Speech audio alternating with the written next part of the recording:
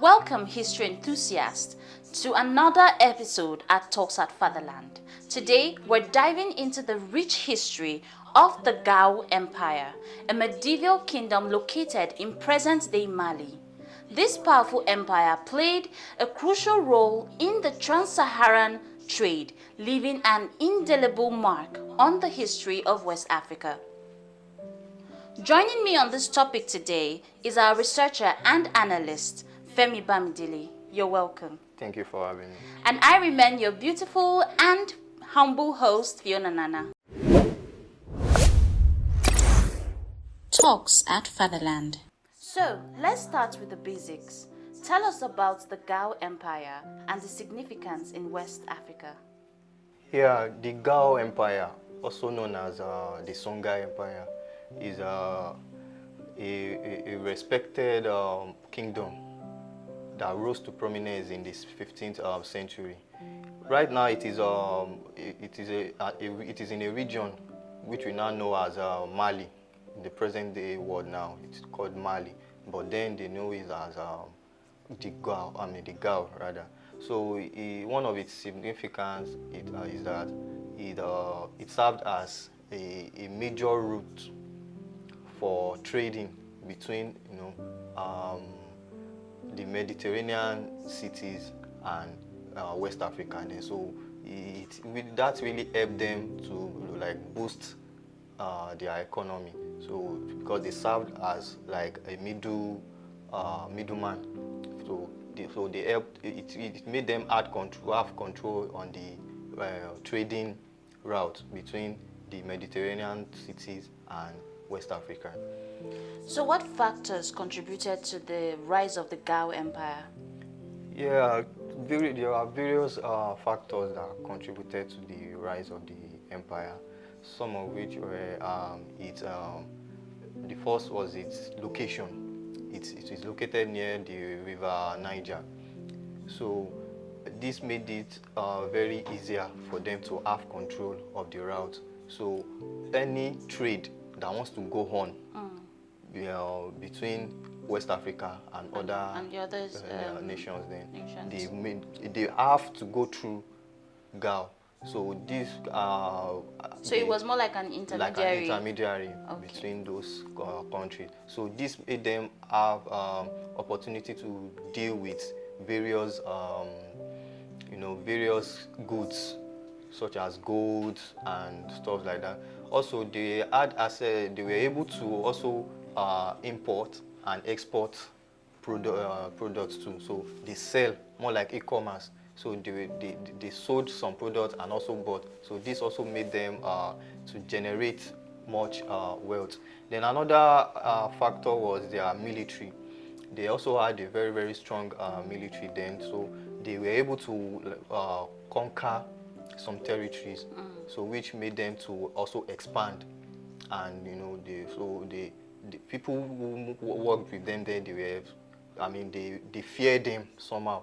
So they didn't want to go against them because they also had power from the money they gained, and other nations too were behind them because they were like allies. They had a lot of backing. So that was all made them rise. Fascinating. So out of curiosity, right, would like to know, like, how did the Gao Empire, right, how did it impact the trans-Saharan trade? Yeah, they were able to impact the trade between sub-Saharan Africa and other African region, because they were able to facilitate exchange of goods and services. So these made it to, they were able to amass wealth from that process. So they were able to probably tax. So when other countries also want to transport goods, they have to pay. So they were able to generate income and revenues from those operations. Also, neighboring countries also wanted to work with them at that period because they were like a center of attraction. They were, say, like our Lagos now. There's nothing you would want to do that hardly does not. Yeah, it has to It go has through to go them. through them. So yeah, so they were like the Lagos of them. So this also make them to Interesting. have much impact during the trans-Saharan trade. Now, okay, let's talk about the societal and cultural aspects of the Gao Empire. Yeah, the Gao Empire, you know, aside from being a economic powerhouse, then they try to, you know, push their culture also. So they made a hub for culture and learning, so people can learn from them, you know. So It's actually impressive that they choose to actually impact. yes, to impact. So in their instead people. of Yeah. just gaining, you know, wealth, they try to make other people, you know, to be learned. So they invested in one of their cities, one of their largest cities there, Timbuktu. So they made it like a hub where people, you know, tourists can come, you know, to learn more about their culture. Yeah. So how did the Gao Empire eventually decline? Yeah, you know, there were various factors that contributed to the decline of the empire then. Some of which were they started having internal crises. Okay. You know, people were not really willing to work together again. Yeah, they started showing, you know, superiority in various things. Also, they had some issues from external our neighboring countries. Some of them also probably they were you know, they loved how the empire was progressing, so they wanted that kind of They wanted that same wealth and growth yeah, in so their they own started, nation. you know, plotting against them to gain some of the things Thereby causing a lot of destruction. Yeah, definitely. Oh. So this led to them losing some allies that they already had. Also, at a point, you know, as things were developing, they lost some, you know, they were the main power for the sub-Saharan trade. And they were intermediary between. Because of the routes that so different routes started, you know, coming up. So the people didn't really use their own only again. They started using others. So they didn't really focus on the Gao again. So all this started, you know, leading to the decline of the empire then.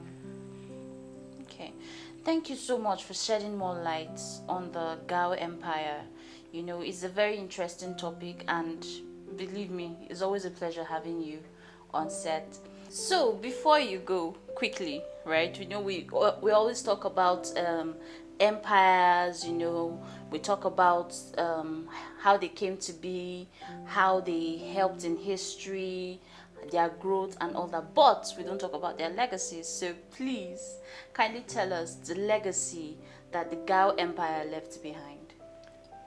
The Gao Empire is one of its legacy now, or should I say, one of its legacy now is it was able to improve the West African economy, the culture, and the intellectual of almost all the people in that region. Okay. So this also led to the improvement in the trade and all the other the education of people in that region. So this impact is still being felt in West Africa till date.